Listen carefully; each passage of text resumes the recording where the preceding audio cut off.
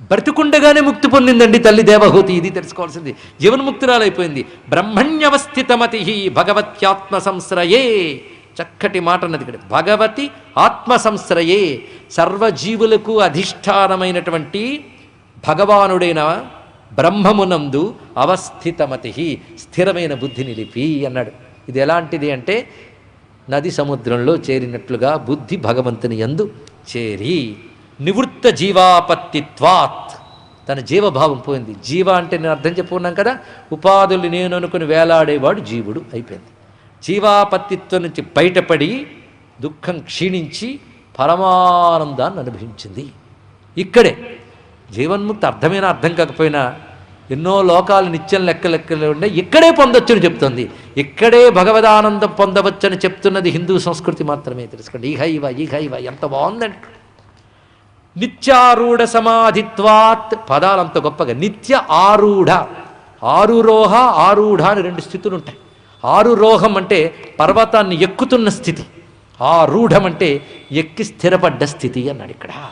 కనుక సాధన ఆరురోహ, సిద్ధి ఆరూఢ అన్నాడు ఇక్కడ.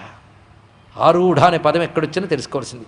కనుక నిత్యారూఢ సమాధిత్వాత్, ఆవిడ ఎలా స్థిరపడిందంటే మరికెందుకు జారలేదు. నిత్య ఆరూఢ సమాధిత్వాత్, అది సమాధి. సమాధిత్వాత్ పరావృత్త గుణభ్రమ, ఇంకా గుణభ్రమలు ఆవిడికి లేవు. సత్వరజస్తమో గుణాత్మైన ప్రకృత భ్రమలు లేవు.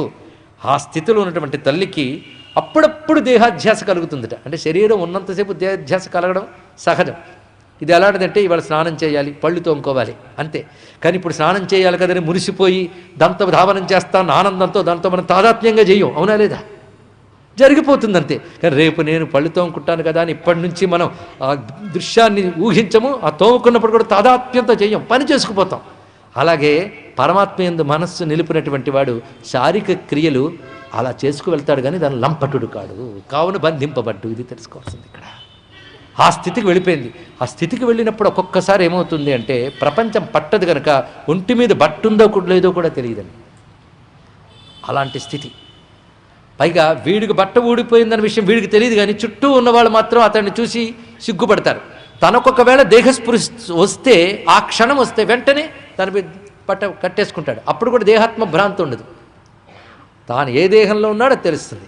అలాగే దేహధర్మంగా ఆకలేస్తుంది, ఆత్మధర్మంగా కాదు. దేహధర్మంగా ఆకలేసినప్పుడు లభించిన పదార్థం తీసుకుంటాడు. దాని మీద ప్రీతి ఉండదు, దేహం నిలుపుకోవాలని అసలు లేదు. దేహధర్మం చేసేస్తూ ఉంటుంది ఇక్కడ. ఇలా తిరుగుతుంటాడు. ఇప్పుడు వాడి గురించి కూడా వాడు పట్టించుకునే స్థితి.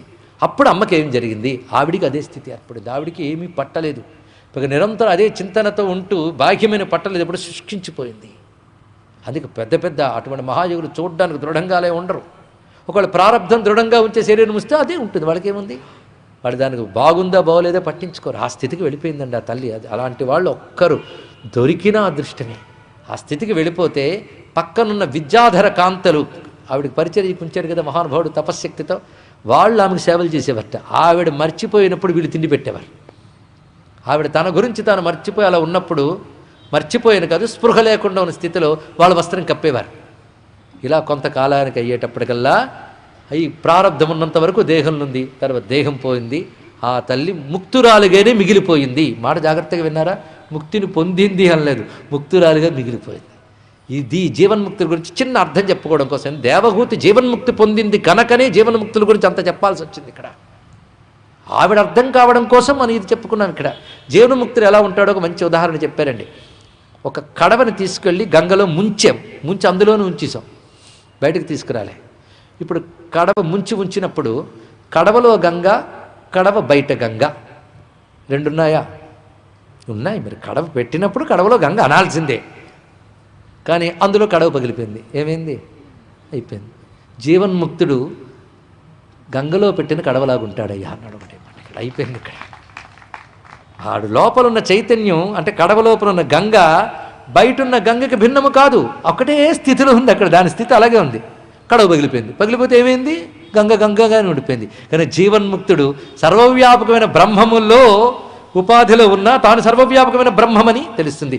ఇదే సర్వభూత హృదయం మునిమానతోస్మి. అది అర్థం అక్కడ. సామాన్యమైన విషయం కాదు ఇక్కడ. ఆ స్థితికి వెళ్ళిన వాడు సర్వభూతముల హృదయంలో ఉన్న పరమాత్మతో ఐక్యమయ్యాడు గనక వాడు వెళ్ళిపోతూ ఉంటే సర్వభూతములు వాడికి స్పందిస్తాయట. ఎందుకంటే సర్వభూతముల హృదయంలో ఉన్న పరమాత్మతో ఉన్న తాదాత్మ్యం చెందాడు కదా, అందుకు సర్వభూతములు తెలియకుండా వాడి వెంట పలుకుతాయి. అందుకే శుకుడు వెళ్ళిపోతూ ఉంటే అంత జ్ఞానం ఇంకా రాని వ్యాసులు వారు చూడండి ఇక్కడ. ఆయన వెళ్ళి నాయనా కుమారా వెళ్ళిపోతున్నావా అని వెనకాల వెళుతున్నారు. ఆ వెళుతూ కుమారా కుమారా అంటూ ఉంటే ఆ వెళ్ళిపోతున్న కుమారుడు వైపు చెట్లన్నీ చూస్తున్నాయట. ఆ కుమారుడు ఏ బ్రహ్మముతో తాదాత్మ్యం చెంది ఉన్నాడో ఆ బ్రహ్మము ఆ చెట్లలో ఉంది గనక ఆ చెట్లు కూడా కుమారా కుమారా అనడం మొదలెట్టే